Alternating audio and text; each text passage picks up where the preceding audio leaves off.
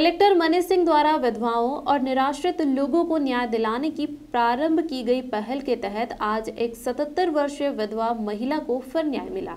22 साल से उनका परिवार यह न्याय की लड़ाई लड़ रहा था। दरअसल 22 वर्षों पहले उक्त वृद्ध महिला के पति भाड़ा नियंत्रक अधिकारी के यहाँ न्याय पाने के लिए अपील की थी। इस दौरान उनका निधन हो गया, लेकिन उन्हें न्याय नहीं मिल पाया। बावन आड़ा बाजार में रहने वाले श्री प्रभाकर महाडिक ने अपना परिवार चलाने के लिए अपने मकान के अगले भाग में स्थित 77 वर्ग फीट की एक दुकान पुरुषोत्तम पुराणिक नामक व्यक्ति को किराए से दी थी। उक्त व्यक्ति ना तो किराया दे रहा था और ना ही दुकान खाली कर रहा था। प्रभाकर ने इसके विरुद्ध 22 साल पहले भाड़ा नियंत्रक अधिकारी की कोर्ट में अपील की थी, लेकिन उन्हें न्याय नहीं मिल पाया। उनके निधन के बाद उनकी विधवा पत्नी 77 वर्षीय श्रीमती सुनैना महाडिक कई वर्षों से न्याय के लिए कलेक्टर कार्यालय के चक्कर लगा रही थी। इस दौरान कई कलेक्टर आए और चले गए। पिछले दिनों उन्होंने कलेक्टर मनीष सिंह से मिलकर अपनी व्यथा सुनाई। उन्होंने बताया कि किराएदार पुरुषोत्तम अक्सर उनके साथ अभद्र व्यवहार भी करता है। कलेक्टर मनीष सिंह की पहल पर आज उक्त विधवा महिला को न्याय मिल गया। 15 दिन पूर्व क्षेत्रीय एसडीएम मुनीश सिकरवार द्वारा उक्त दुकान खाली करने का आदेश पारित किया गया था, लेकिन पुरुषोत्तम ने इस आदेश पर भी अमल नहीं किया। आज सुबह जिला प्रशासन ने कार्रवाई करते हुए उक्त दुकान को खाली कराकर कब्जा श्रीमती सुनैना महाडिक को सौंप दिया। श्रीमती महाडिक ने कहा कि मेरी एक पुत्री के अलावा मेरा कोई नहीं है और हम दिन भर न्याय के लिए कलेक्टर कार्यालय में बैठे रहते थे। उन्होंने कहा कि कलेक्टर मनीष सिंह वृद्धों और बेसहारा लोगों के लिए भगवान से कम नहीं है।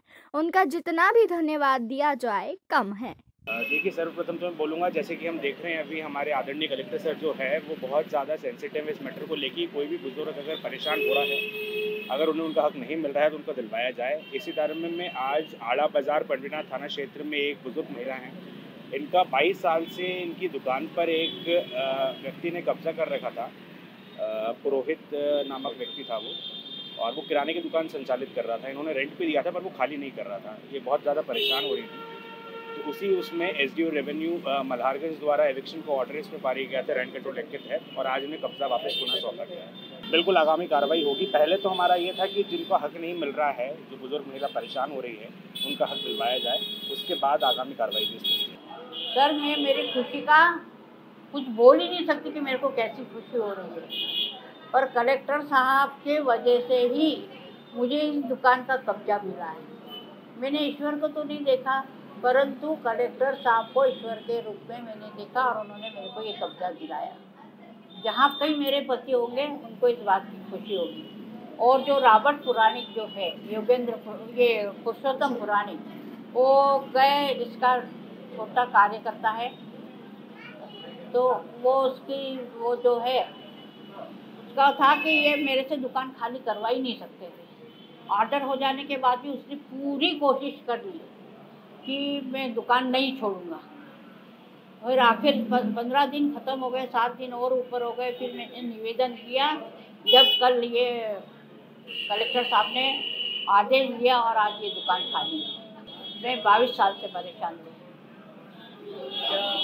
और हम हर इस पर जो कलेक्टर के वहाँ पर जाते, 3 बजे से जाते और 6 बजे तक आते, न उनका वकील आता न वो आते। अभद्र व्यवहार करता था। हम बहुत परेशान हो रहे थे। अब हम इतने निराश हो चुके थे कि अब हमें कुछ नहीं दिख रहा था।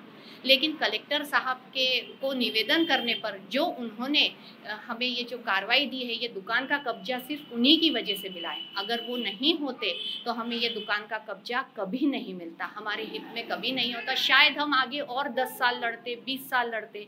ये किराएदार हमको ऐसा कहता था, हमारी मम्मी को, बुड्ढी तू कितने दिन तक जिंदा रहेगी? बुड्ढा तो चला गया, लेकिन जो बुड्ढी है अब तू भी चली जाएगी, फिर ये दुकान मकान सब पे मैं कब्जा कर लूँगा। इस नियत से उसने हमें हर तरीके से दिन रात परेशान किया। कभी हमारी वायरिंग में छेड़छाड़ करता, कभी हमारे पानी में छेड़छाड़ करता, कचरा फेंक देता, मतलब है ना, मरा हुआ चूहा फेंक देता। इतनी हरकतें उसने करना शुरू कर दी कि हम आए दिन, अब हमने पुलिस रिपोर्ट तक दी, समझाइश भी दी गई, लेकिन ये थोड़े दिन तक शांत हो जाता, इसकी हरकतें थोड़े दिन तक बंद हो जाती। इसका निवेदन भी हमने कलेक्टर साहब से किया। कलेक्टर साहब ने हमारी व्यथा समझी, मेरी माँ की व्यथा समझी, और उन्होंने जो ये कब्जा दिलाया है वो उसके लिए हमारे पास जो थैंक यू शब्द है, धन्यवाद शब्द है, वो बहुत छोटा शब्द है। देखिए, ईश्वर पे हम भरोसा रखते हैं।